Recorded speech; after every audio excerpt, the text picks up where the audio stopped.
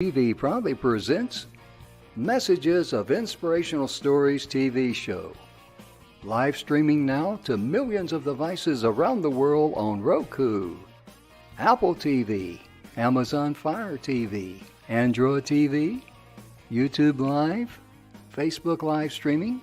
Our shows are available video on demand on these channels. And we broadcast daily, Monday through Friday at 4 p.m. Eastern Time on these channels. On Mondays, Expanding Your Business. Tuesdays, Natural Health and Wellness. On Wednesdays, we cover mentoring our youth. And on Thursdays, our new show, Ideas Worth Knowing. And on Fridays, Women in Leadership. To be able to watch our television show on your favorite device, please go to e360tv.com and download the app for your favorite device. Brought to you by our producers and hosts, Jim Grant and Donna Guinois. Along with our host, Beata Severin Reed and Emerson Brantley. Supported by our admin team of Michaela Vidal and Gaia Guinois Balconi Weda.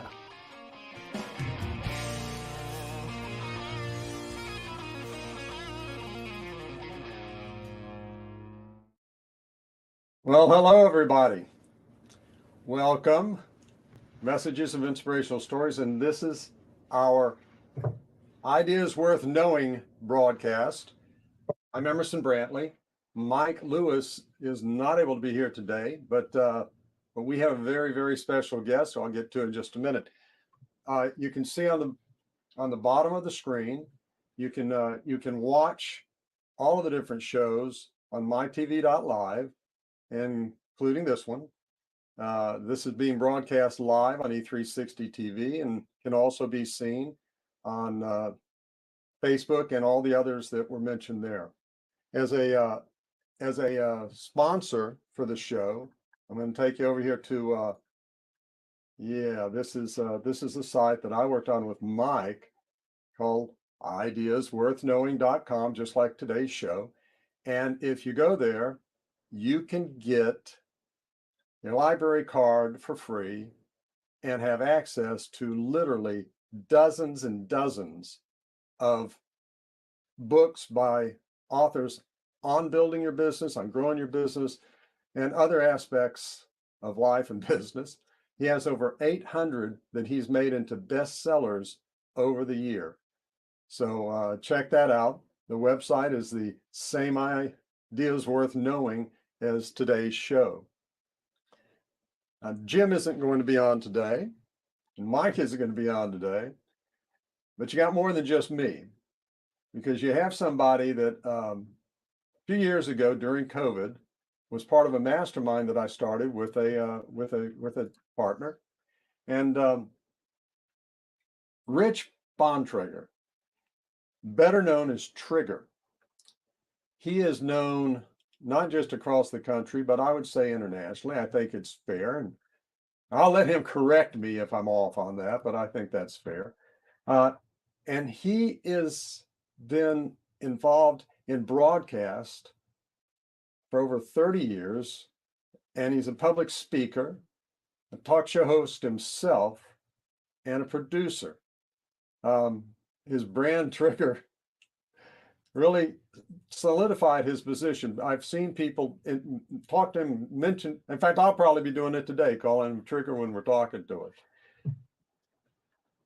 He is also behind the How to Rock the Stage Show Live. And this is so important today, because it's not just about overcoming stage fright, getting clarity in your vision and your mission, knowing what you're going to be saying, being able to take the softballs that are tossed to you and the hard balls that get tossed to you on an interview. We'll try not to have too many of those today. But how to show up with your best self, how to show when you step forward that you're there for the viewers and not for yourself. And what happens, and we've talked about this in other shows, as you are there for your viewers, your clients, your students, your patients, your customers, the more you are there for them, the more they will be there for you. And when they're there for you, not only do they listen to what you tell them to do, they forgive you when you screw up, right? We all screw up at some point along the way, right? They send you endless referrals. And if it's a direct purchase or an influencer of purchases, they continually are driving new business and new referrals to you. And isn't that what we all want? Is to be able to be that person for somebody else and to make that difference. You know, we talked about this on last week's show, but Mary Kay Ash famously said, "People don't care how much you know until they know how much you care." And I'm about to introduce somebody to you, Trigger, who genuinely cares. I've seen him helping and investing his time, his passion, his knowledge, literally into dozens and dozens of people, other people who were in the mastermind that we were part of. And I'm just going to make a sidebar here. The mastermind concept of gathering like-minded people together is a concept not about coming to get. That's what you do when you go to, say, a networking meeting or something like that. You know, you want to get all you can and can all you get. The mastermind is the flip of that. It's coming with your best self to bring everything that you can to everybody else. And when you have a room of people who do that, what happens is, Napoleon Hill, who kind of coined the word, what happens is it's like a third mind appears, a mastermind in that process. And when that happens, it's no longer just giving advice from one to another. It's this advice is triggering this thought, and this thought is triggering new thoughts, and new thoughts are moving up. And it gets better and better and better. And those of you who have been part of a mastermind in the past know what I mean. If you never have, I highly recommend you find one, you look for one, you find, or just find 2 or 3 people that are people who you feel that you can help each other. Now, I've said enough. I'm going to bring Trigger in, and he's going to talk about what he's been working on lately, and how important it is for the things that his experience has brought him be conveyed to you, so that you can be that best self every time you have the opportunity. So, Trigger, there you are. Great to see you, Emerson. And it's great to talk about the mastermind. That is where you and I first connected. Yeah. I'm still in touch with many of those people that we launched into that mastermind. They've all grown, they've all flourished. And you're right. It's not about what you get, it's about what you give in a mastermind. Exactly. And when you start pouring into each other, it's almost like gasoline. You start pouring here, and someone strikes the match, and everyone catches fire. They all grow together, and highly recommend getting involved with a mastermind. In fact, Rock the Stage Media will be launching one coming rather soon. But yeah, masterminds are great. That is super. You know, that's one more thing along the way, because you do an awful lot of training and coaching, and not just public speaking. You're an in-demand speaker with the National Speakers Association. Yeah. But that's awesome. And what are the kinds of people that you're thinking about as far as potentially being able to make up that mastermind? So I work with executives, CEOs, visionary leaders, and I work with them because rather than what you sell, rather than the book you authored, you are now the brand entity. You are now the person. That is so important. Yeah. Yeah, you are the new Walt Disney. And if you figure out how to brand yourself, market yourself, not for the sake of marketing, but now you're sharing your wisdom, like the mastermind, everyone poured their wisdom in. When you learn how to package that and then communicate it, and media skills are now the new part of this. We're all on podcasts, we're all on streaming shows like this. More and more, this is becoming the new media. If you hear the term new media, this is it. And with a Hollywood strike going on, new media has a lot of leveraging power if you're not using it. So I coach and help executive influencers, the new visionary dreamers. I help them come alive to shine on camera and shine on stage to elevate their brand authority. And this is your newest vehicle. Say that again. That was good. I help you shine on camera, shine on stage to elevate you and your brand authority. I love it. This is your new stage. And when you learn how to leverage this, it has a far-reaching impact. You know, Trigger, one of the things that I've tried to share with people, you have to go back to the silent film days, you know, and you had silent film stars who were superstars at the time. Yes. But they never could make the transition to the talking movies. Yes. And they disappeared. And some of them we know historically, but there were dozens and dozens and dozens who could not make that transition. Yeah. And it's so important. We don't have any control over where the technology will go and what the demand will be. Look, with my kids and grandkids, you think I can pick up the phone and call them? Right? I need to text them. Right. You know, or Facebook them, or do it. So those are adaptations that we have to make.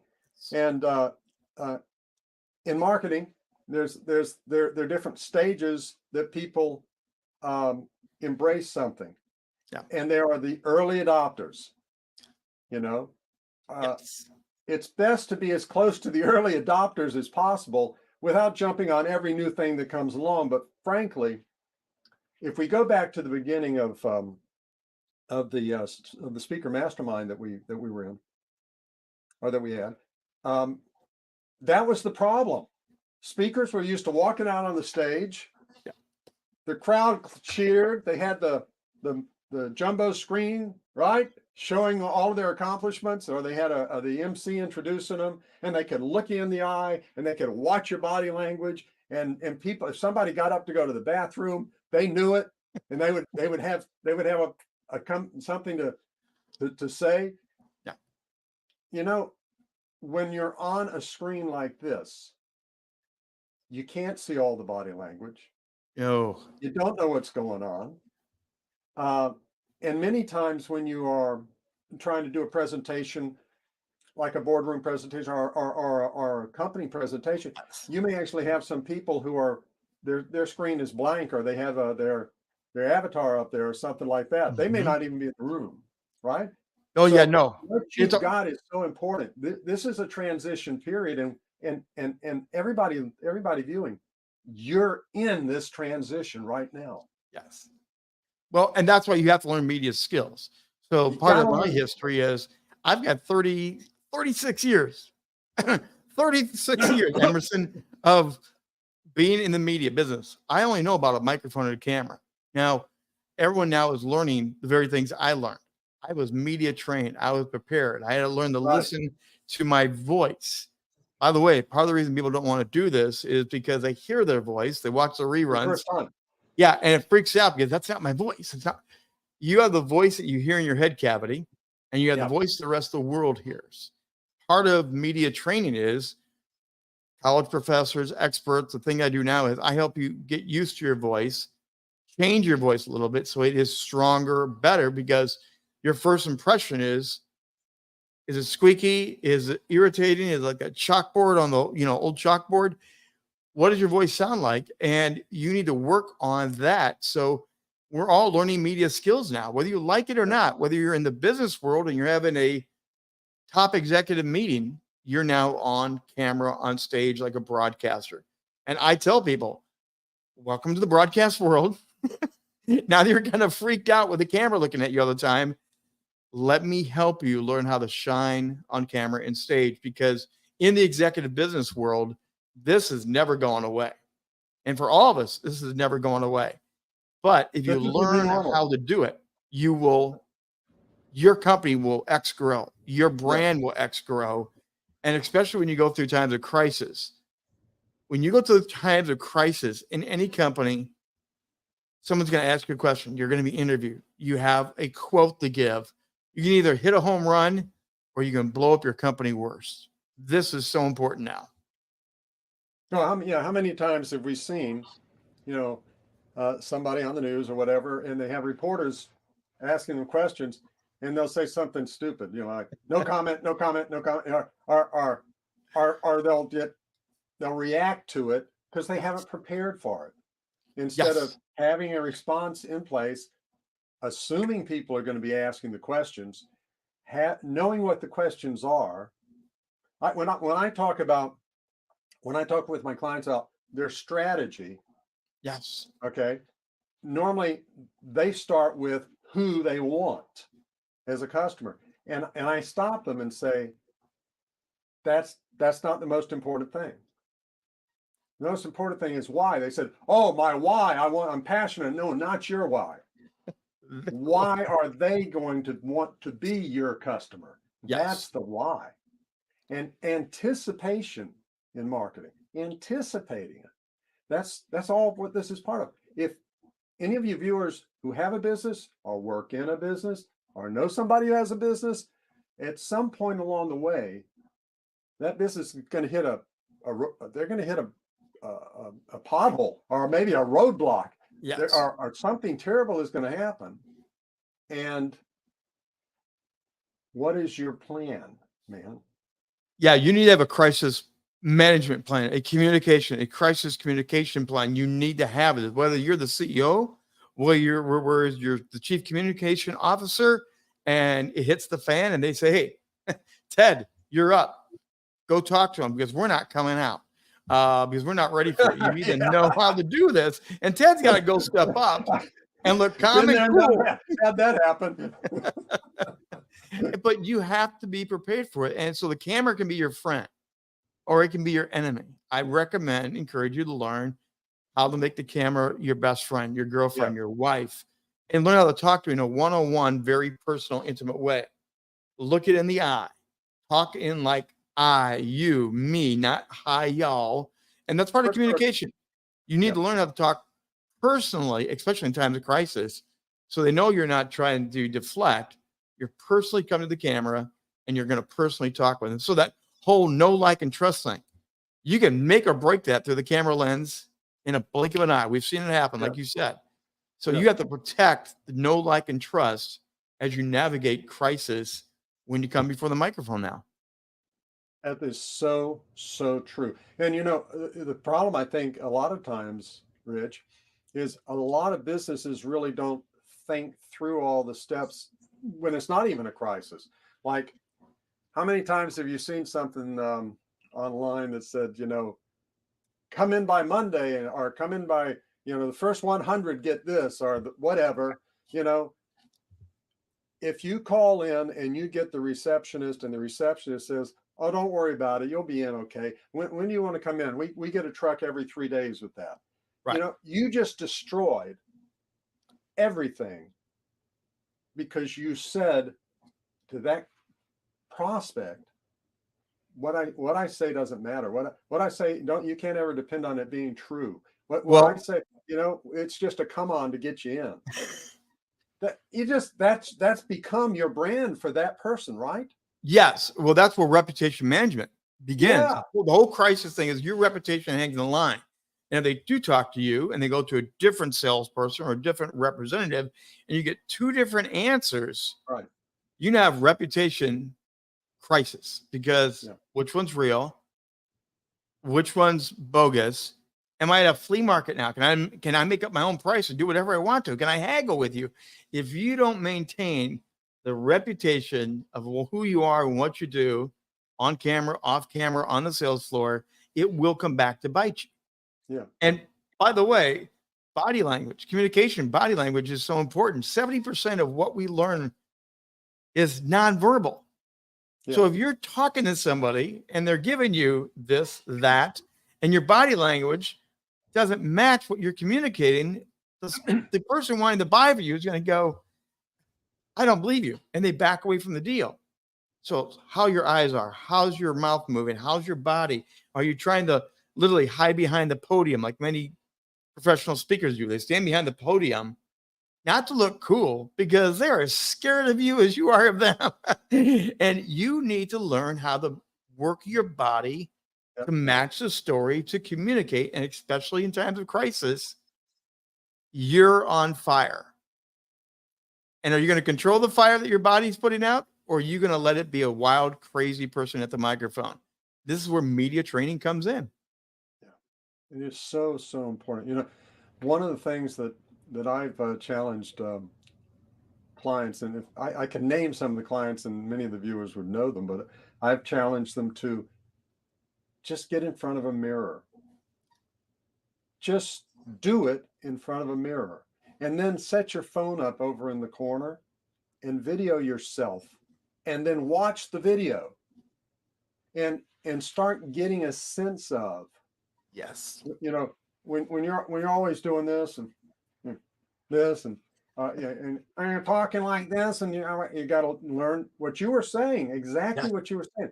We can adapt, but we have to let. I'm not going to even say we need to be aware of it. We have to let ourselves be aware of it, because it's not a reflection on you. This isn't a reflection on you. This is about you finding out, how can I bring my best? What we were talking about before. Well, and that's also where, and again, I tell people the very same thing, but number one thing is, if you're being interviewed, stand up. Or if you're giving a keynote presentation, even on virtual, even on video, stand up and deliver, because you do get the body. You're back on stage. When pandemic first hit, back when we were doing the mastermind, I was working with some well-known speakers, and they called me and said, "Hey, this virtual thing stinks, Trigger. I hate it. It's boring. I'm by myself, talking to a camera, and nobody's laughing, cheering, anything." Every one of the calls, they were sitting down, and I said, "Stand up," and they laughed.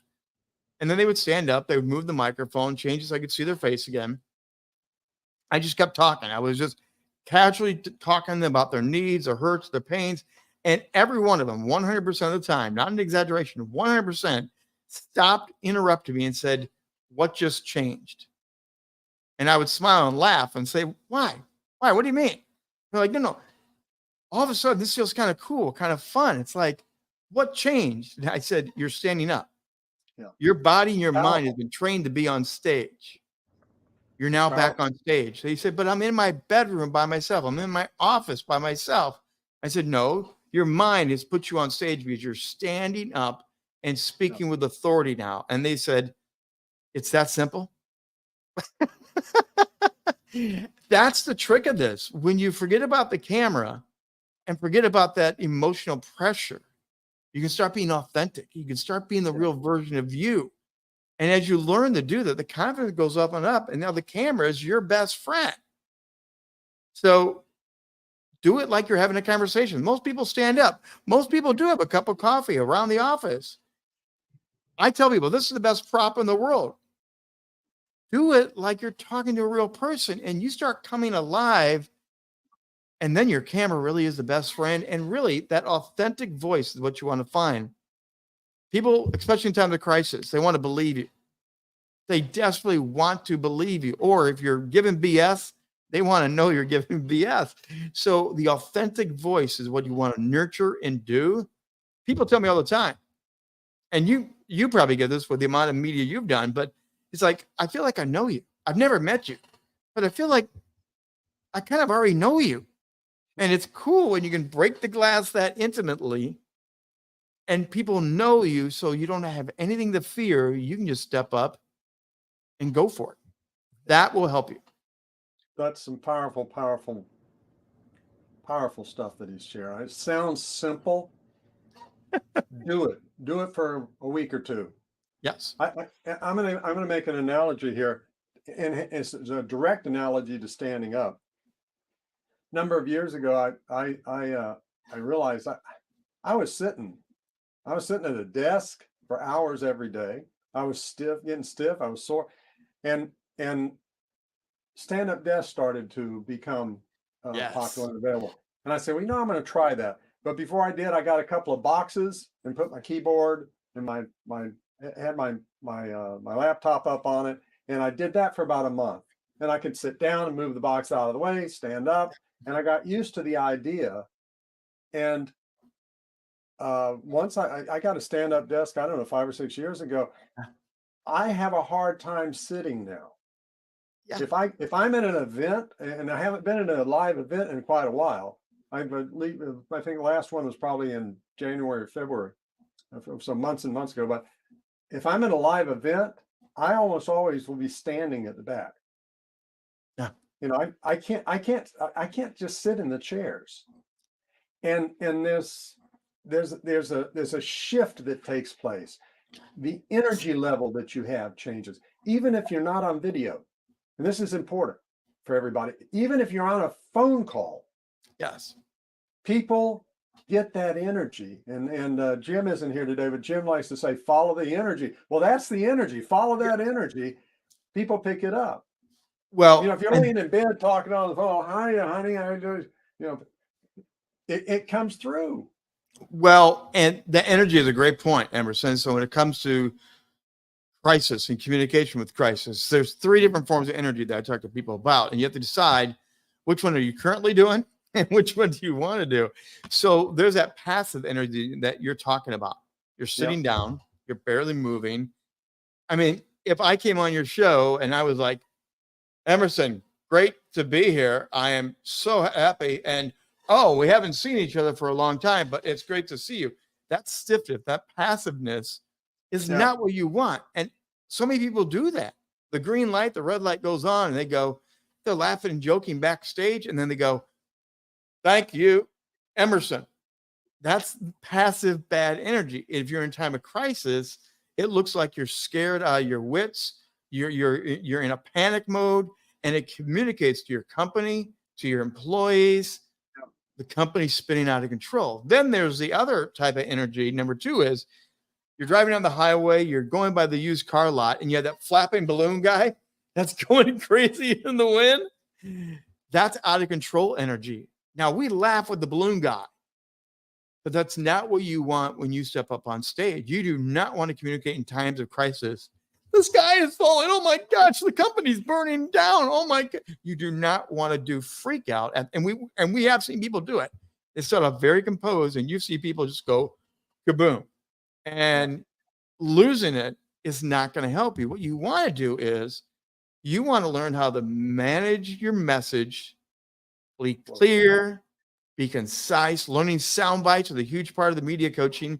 You want a quick sound bite that people grab that, forget half the other stuff you say, because the sound bite painted the picture and got the message across. But you do that going back to your training, your practicing, learning how to hit home runs when the question was horrible by redirecting the conversation. We watch presidents when they're being interviewed in times of crisis. They've been coached and coached and coached. That question's coming, Mr. President. You know it's going to come. And when they come, the president usually will answer the question without giving the answer to the question and redirect you back to the other topic he wants to talk about, the economy, the budget. But they do a roundabout circle to get you back where they want. Not just the That's president. what you want to learn. Right? I was just going to say, politicians in general, it's all, you watch it and they ask a question and they swing back around and they say, that's a good question, but what I want to point out is But they've practiced it. You're exactly right. They don't just walk out onto the camera and just off the top of their head do anything. No, and they don't have that passive energy. They exude confidence. Even in the worst crisis, pick any president, pick an actor who's had some chaotic collision. They're usually really composed when they're in a controlled setting. They know the cameras are on. Now, they get caught off camera. They get in casual. But when you step on your stage, you are the captain of the ship, and you want to steer that ship. So you have to maintain composure, talk clearly. Do not blow up and ramble at Mach 5 with your speech. You want to be controlled, concise, deliberate, passionate at the right moment. You want to be able to communicate in a way that people will hear you and they forget about the crisis and they hear you leading through the crisis. That's the big thing. And I tell people your facial expression doesn't need to need to have anything to do with how you feel. No. If you need to look serious, look serious. Yes. If you need to lighten it and add reassurance, give it a smile, speak with confidence, right? There's so many different aspects to what Rich is talking about here. It's in marketing, you said something, I think, in the beginning, and I think it was having to do with sound bites, but talking not in terms of I and me and us. Yes. Our company, my view. Nobody cares about. I'm just going to put it real bluntly this way: your why is what drives you, but nobody else cares about it. No, they care about their why. And so when you're speaking, what he was talking about is talking yours, talking the people that you're talking to in language that kicks it right back into their mind and their head, where they see how what you're sharing, what it means for them, what it's going to do for them. And if it's a crisis like Rich is talking about here, well, for crying out loud, that's when you need to make sure they get it. You're standing, like he said, you're the captain. You're the captain. And by the way, by golly, we got you taken care of, and you won't have this. And we're going to make sure that every single one, and with that confidence and that sense of that you language, you'll get the message through much better. Isn't that right? Oh, yeah, totally. And the facial expressions is so important. One of the easiest things to do, and I coach this, is smile. If you smile, I know how to, and use the smile at the right time. Yeah. You are saying so much with a smile, that confidence. It's reassuring. It's reassuring. And then when you go back to that time of crisis and you use I, you, me, not y'all, not everybody out there. That was something we learned really fast from radio broadcasting. Was I'm on the air at 2 a.m. My first broadcast job was overnight, country western, which I hated, but I took the job to get the job to eventually get into sports work. But at 2 a.m., the janitor cleaning the building still wants to feel like they're important, because people don't care about you until you show you care about them. And the trick is, I'm talking to you. Hey, tonight the weather's going to be getting a little bit rainy. When you head home tonight, be sure to grab your raincoat, get something on your feet to keep yourself safe and warm tonight. And we'll see you back here tomorrow night. Did everybody pick up on that? With that? He's talking to somebody like they're sitting there with him. He's talking in the you, we call that the you language, where it's all about them. It's not about you. It's about you speaking. It's about them. That's brilliant. That's well. And here's a simple trick. Write it down, you should write that one thing down especially. And there's a lot more that Rich has here. Well, but here's the trick to get you going that way. And I did this. It's me and the janitor at the radio station most nights at that time. So I literally had a picture of my family at the time, my young daughters, my wife, and I put it in front of the microphone. So as I read the weather, as I did the song intros and outros, and the different things you have to do, I'm talking to my family. I'm talking to a picture as if it's the most important thing to my young girls, that I'm talking to them. And after a while, I got rid of the picture and I could just do it naturally. But you need to figure out a way that you get used to talking in that first person language, and especially in times of crisis. When you step up to the podium, I know why you're here today. This has been a rough session. I know there's rumors going around that there's going to be massive layoffs. And I want to be the first one to tell you, our team is working to protect you, because you are vital to the success. Now, you could have said, our team is working on a way to help you all, help everybody here. Nobody cares. How we can fix these, such as we can do this and use our resources. Nobody, what are you going to do? What's in it for me, right? Right. What's in it for me? That's all the people care about. And that's where, when you get the media training to learn how to talk that way, it doesn't matter if you have a big company, or a small company. Doesn't matter if you're an actor or whatever. When you start learning to communicate this way, it protects your reputation. You will be seen as someone who cares, you're authentic, you're in the boat with people, you're not living up in the ivory tower. And it's part of the communication in crisis that you need to learn. And there are people that are geniuses at this, that they've lost it all and they know how to step up the microphone. Well, just recently, we had the fire out in Hawaii. Oh, wow. Yeah. Okay. Mick Fleetwood. Mick sticks up the microphone because he has one of the most famous restaurants on the island. Gone, obliterated, never coming back. CBS interviews Mick standing in the ashes, and he says, I don't care about this. These people on the island, they're my neighbors, they're my family.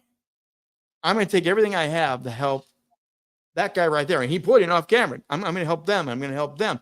He literally spoke to the need and the pain while the number one restaurant in all the island is gone. Mick did not care. He had the composure. He had the eye contact to the camera, and he had the ability to turn it around, talk about someone else and their pain. People's belief in Mick Fleetwood went through the roof. I'm sure if you didn't like him before, you like him a whole heck of a lot now. That's what learning media skills can help you do. And then back to my comment from Mary Kay Ash, people don't care how much you know until they know how much you care. No. But the soundbite, I come at sound bites. We are on the same wavelength as far as the languaging and the way that you phrase it. This is why it's so important to practice what you do and to go through it. And people, I don't need a script. I just do it off the cuff. No. You can't afford to. If you practice it and get used to it, then it starts becoming a natural thing. It's not like you're reading, but the sound bites are important. And one aspect of it, Rich, is talk to people in whole sentences. Yes. Don't talk to people and then cut in, like if we're sitting and having a cup of coffee and say, man, I told them they shouldn't have done this, and I thought we could have handled that and this and the other, and because nobody will know what you're talking about when the media starts clipping out these sound bites. Talk in whole sentences.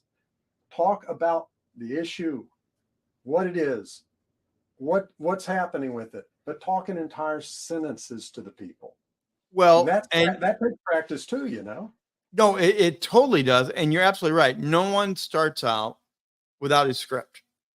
Nobody. I don't care who you are. Again, you would talk about the National Speakers Association. I've been a public speaker, been on stage everywhere. I love it, but I write it out. I first handwrite it because it helps my brain burn it into my connection, that physical connection when you're writing. Yeah. Very tactile, very personal. I scribble it out, write it back. Then I go to the keyboard. And I start writing. That's a scientific fact. Oh, yeah, it is. It is. When you connect the tactile, the writing it out, and the reading and the hearing of yourself reading it, that repetition gets in and it becomes a part of your nature. It sticks. Yes. So when you practice your speech, read it out loud, get used to reading it, then slowly put it down, do it in chunks. I've been involved with acting. That's how I learned my scripts. I would do it in chunks. And then after a while, someone reads the other side part and I do my delivery. This is practice. And when it comes to sound bites, you do want to make it like you accidentally stumbled upon it. Earlier, Emerson, you asked me, what do I do? How do I do it? Well, I help people shine on camera, shine on stage, to elevate them and their brand authority. I have practiced that dozens and dozens of times. So it doesn't sound canned. It sounds like I'm just accidentally telling you this, but that's a planned soundbite everywhere I go. And folks, what did I do? I said, that was good. Say it again. Right. I knew he could say it again, but he does it with such fluidity because he said it so many hundreds of times. It flows and it's natural. I asked a question. That was his answer. Right. And the other thing with sound bites is the other thing is be confident. Too many people, because they know they rehearse it, they're afraid they're going to get found out. They're afraid someone's going to go, oh, that's a canned speech item. Okay. Sometimes it happens. But recently in the Republican debate, There were some great one-liners that were rehearsed and rehearsed, but they popped out like you accidentally stepped on it. But they did it with confidence. So if you're going to do a soundbite, go all the way. Own the comment. If you're trying to get a rise out of the audience with a soundbite, you go all the way in, you play it to the right temperature. If you're trying to get the sympathy, then you play it at that right tone of the voice. And this is where communication involves some acting, especially in crisis. You are sweating bullets in your private office. You are calling everyone you recall. The Titanic is sinking in your corporation, but you could not let them see you crack on camera or stage when you're talking. So you have to learn how to do this with confidence, and you're going to act your way through the interview. When you go back behind closed doors, and I coach people this way, I don't care what you tell me behind closed doors, but you are not going to say that in front of the public. That's communication. And that's where the training comes in, just like you've been talking about.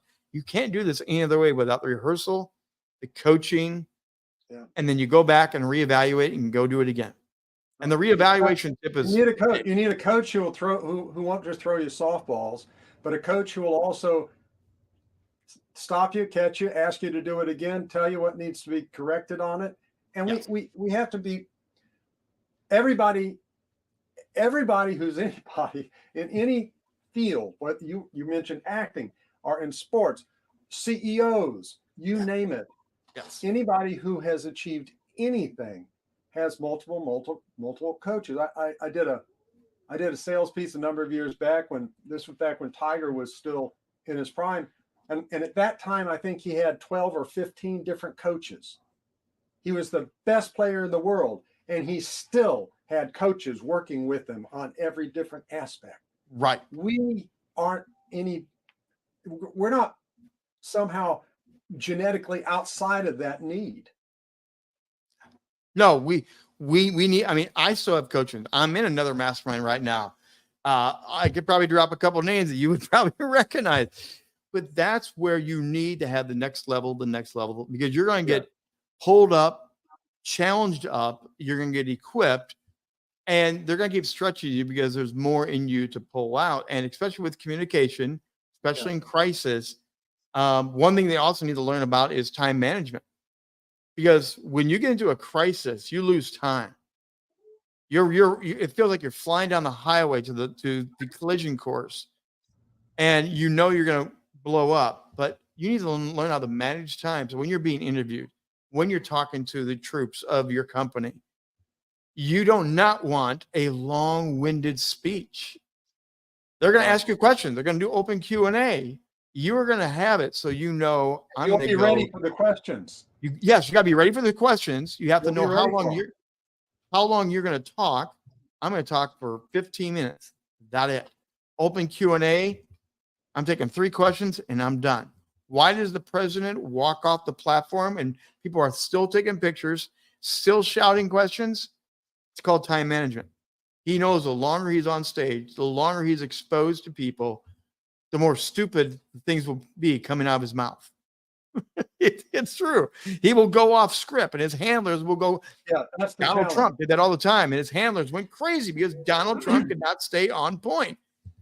Time management for crisis communication is so important. You have so much energy that you can pour into the acting, the sound bites, the calm, cool composure. There's only so much you can do for so long before you go, and the real person comes out. So you need to manage your time as a lead communicator for your corporation, for whatever your business is, as an actor, as a football player. Manage your time and know when you need to walk off stage before you say something stupid. That's really critical. That is massively important advice. And we see it happen. We see it happen a lot where people don't. Well, there was an ultimately they say something or they react to the question. You know, they're tired of hearing that question. You know, it's like, who cares if you're tired of hearing the question, right? Well, that's where the redirecting comes in. You accept the question and redirect it. But last year, I'm here in Washington D.C. and the Washington team was known last year. Now they're the Commanders, but the head coach, Coach Rivera, was being asked about the play of his quarterback. And they asked him, what's the number one problem with your team? I mean, they were having a horrible season. And Rivera had been on camera too long. It had been a long day. And he said, the number one problem is my stupid quarterback. On camera, tapes rolling, ESPN, CBS, everyone's there. What was the one soundbite, Emerson, that they played all week long? My dumb quarterback. A week later, he led his press conference after the game. I need to apologize to everyone, and I need to apologize to my team and apologize to our quarterback because I spoke out of frustration last week when I mentioned everything was the quarterback's fault. It's not. And so you have to go fix that. What you can't fix the whole week of sound bites being played over and over and over again. You have that burned in everyone's mind. The head coach does not trust the quarterback. Yeah. Therefore, the quarterback doesn't trust himself. Therefore, the team doesn't trust himself. Therefore, the sponsors don't trust the team. You see what happens? Yeah. You need to manage your time so you don't say that one thing. Yeah. That is so important. And having appointments, having other things that you have to happen, you can do it in a way that's gracious. Yeah. It doesn't have to be rude or ugly. Not taking every single person's question right down to the wire. No. That just wears people out, honestly. Yeah. Yep. And the questions can just become endless. Well, or reiterations of questions that have already been asked. So yeah, you take the questions, you thank them for being there, and you move on. Well, that's why you go to the energy of it. Yes. There's only so much energy you have, so much energy they have, so much energy the viewer has. And that's why the sound bites talk in short pieces. Don't give 10-minute answers. I tell people 30 seconds, 60 seconds, 90 seconds. That's as long as your answer should ever be. After 90 seconds, you have nothing more to say. You're controlling the time, and it's keeping the energy where it needs to be so everyone feels positive energy. Even in the worst of crisis, you're going to give positive energy to show them we're still in control. It's so important. And I'm gonna segue here for just a second.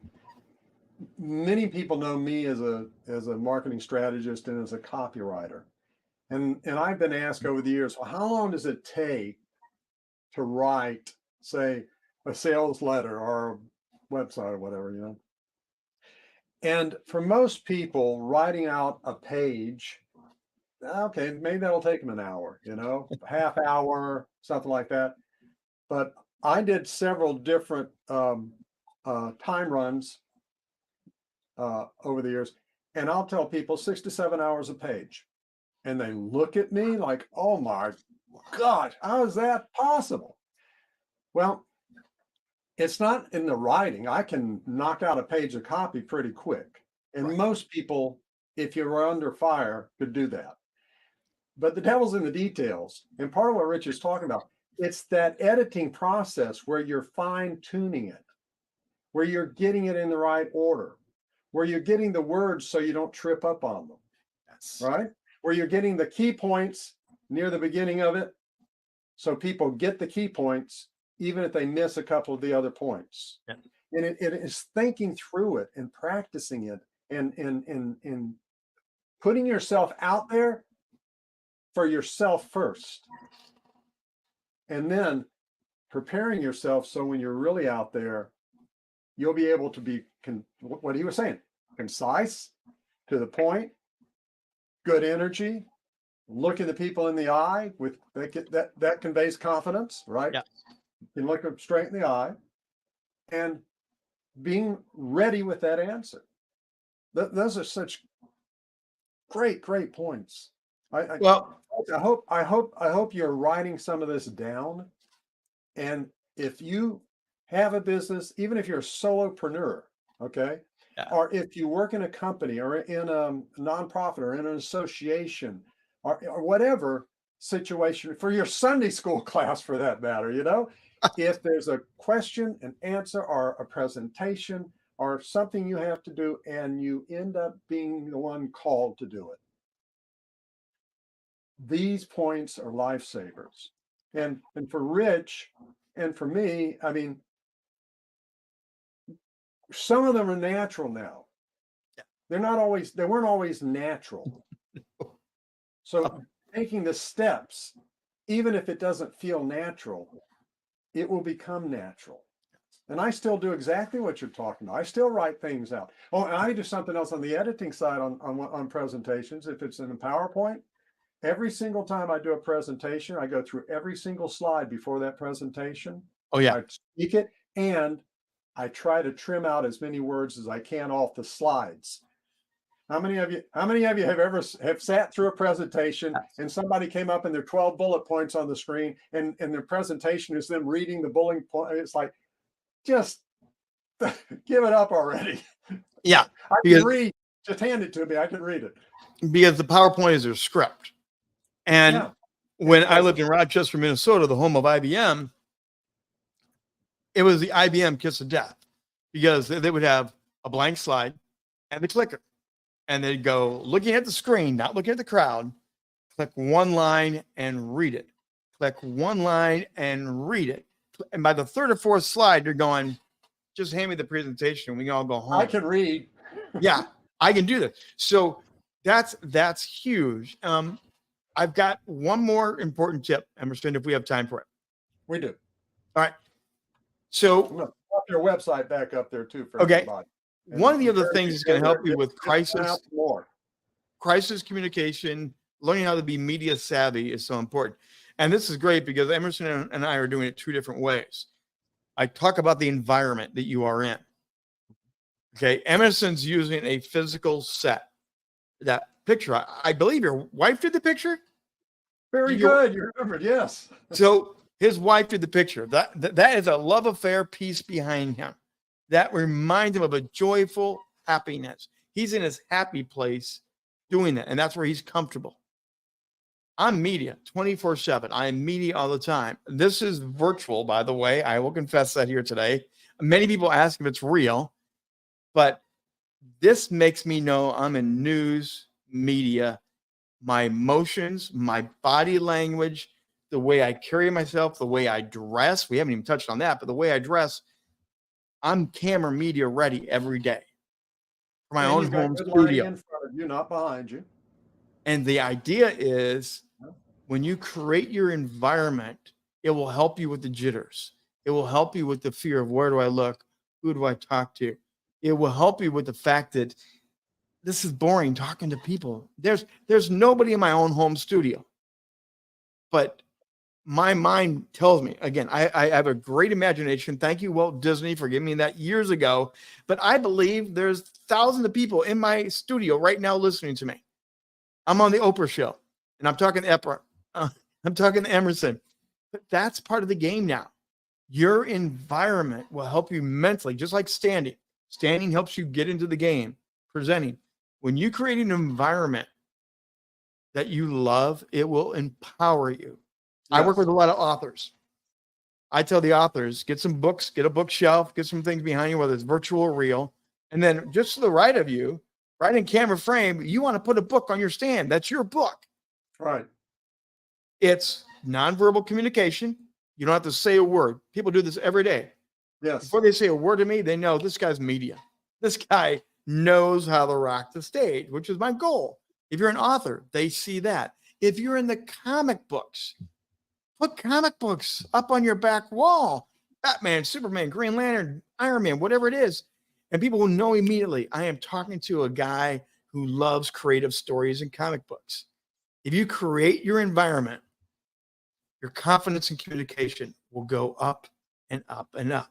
So let me ask you, Emerson, when you stand in front of that painting and do these shows, what are you feeling?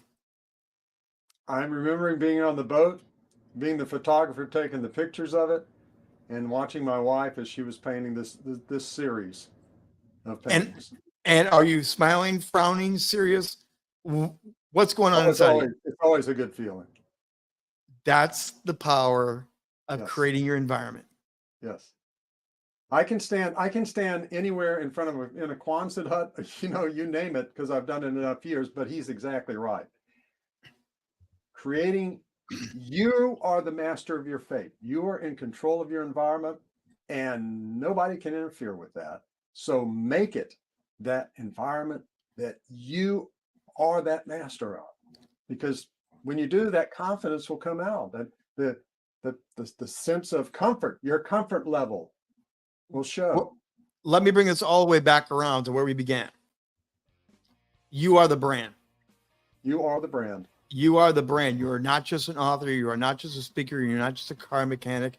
You are the brand. More than ever before, you are the brand. So how you dress like the brand. If you're a rocker, show your rock and roll. If you're a car mechanic, put your Ferrari poster behind you. But you are the brand, and do everything you can to show it, highlight, express it, communicate it. Folks, that's about the most precise we can make it. We got to wrap it up for this show. Trigger, thank you. Thank you so much for being here. It's been a pleasure, Emerson. I want to have you on again. Please. Go to his website, folks. Find out more.